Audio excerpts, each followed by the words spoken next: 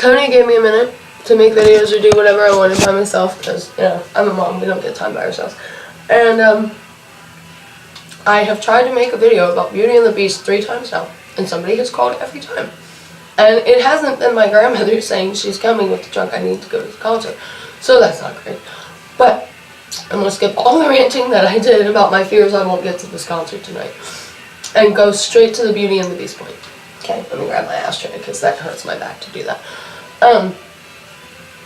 When I was little, Belle was my superhero. You know, we didn't have strong female characters in kids shows or movies or any of that, books. You know, it was really hard to find a strong female lead character. And Belle was all that. Belle was the only one we had, man. Like, right before Belle was Ariel, and right after Belle was Jasmine. And I don't want to get married, but if my daddy tells me to, I guess I will. It wasn't cool. It wasn't cool. We did not have the Elsas and the Meridas that y'all have now. I'm so glad girls nowadays have those. But all we had was Belle. And Belle was a bookworm. She was intelligent, which scared the shit out of the men in the town. It was very realistic for the time period. Well, period. It was realistic period as far as that went. She was her own fucking person. All she wanted was a book and to be left the fuck alone. And that was also how I felt about the world. So not only was she the only female superhero I had to look up to as far as cartoons and shit went, but she also was a lot like me, which was awesome. And I loved her. And when I found out Emma Watson was playing her, because I think she's like 2 years younger than me, but she's around my age, and she's a strong, independent female, and, you know, like I said, Belle was all we had, so I knew that she probably idolized Belle just like I did, and she did. But I was really excited because I knew she would do well. She would give her all, because, I mean, if I played Belle, I'd give my all, you know. Any of us who hero worshipped her, and she did, so I was really excited about that. When I first found out it was premiering on my birthday, that was how I thought I was going to spend my 30th birthday. For a year and a half, that's how I thought I was going to spend my birthday. Till December when Stevie announced her date here in Columbus, and I'm like, ugh. But, because I can go see Beauty and the Beast another time, I can't go see Stevie another time. It's taken me like 8 years altogether to accomplish this, okay? Oh. Anyway, my lungs hurt so bad. It's not just from the smoking, no, I am actually sick. And I used to get sick in my lungs even before I smoked, so don't fuck with me. But anyway, the more that came out about Beauty and the Beast, the live action one they were making, the more excited I became. I don't really know the dude who plays the Beast that well, but from what I've seen, he looks like he did a good job. He's almost as sexy as the original. Don't touch me.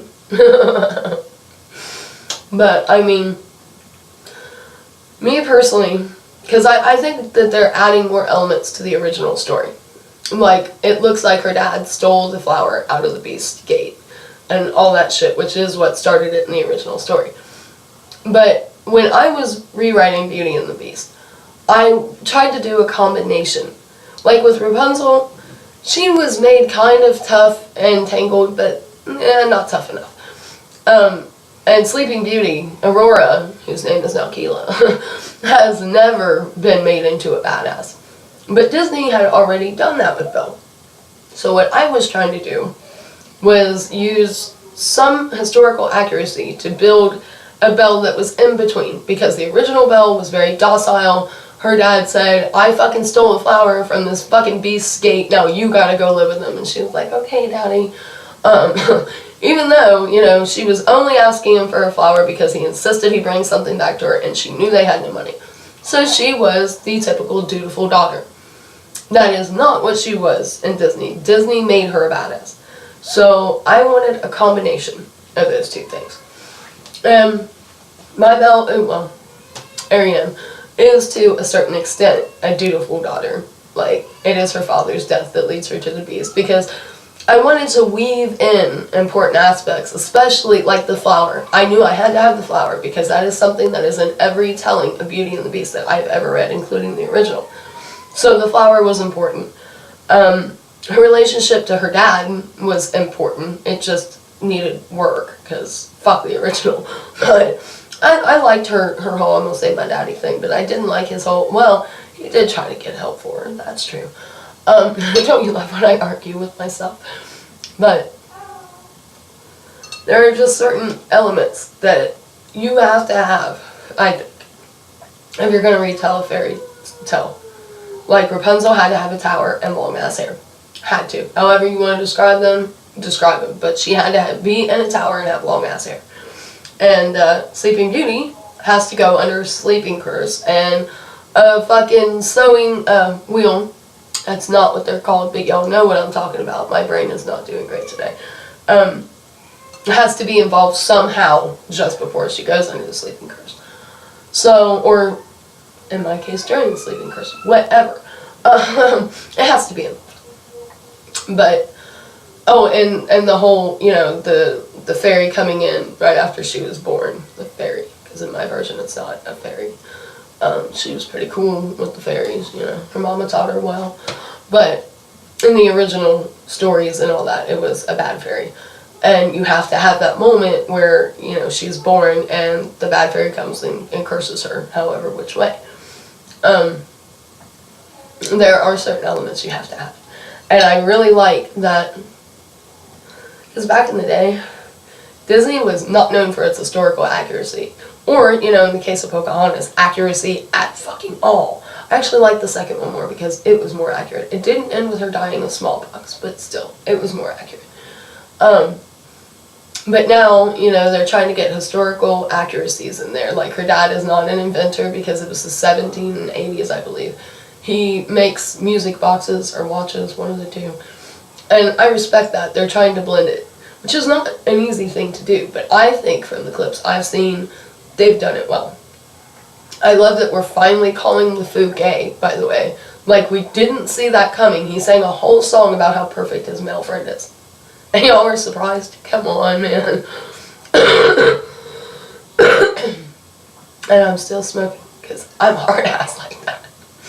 But, yeah, I think I'm really, really going to enjoy this movie. And for those of you who are not seeing Stevie Nicks but would like to, but you're going right now to get a cute outfit to go see Beauty and the Beast, I envy you, because I wish I was seeing Beauty and the Beast. And I want y'all to tell me, all of you who go, how fucking amazing it was, because I think it will be. Seriously. Oh, speaking of Beauty and the Beast, ever since they started hyping up this new movie, I have had, on average per week, about 2,000 to 3,000 pages of my books being read. So, I might try to start querying agents again, which I'm not good at. I can't write a query letter to save my life. That's why I'm not published. Agents read that and they're like, yeah, we're good. No, I think she's special. We're not. I can't write a query letter.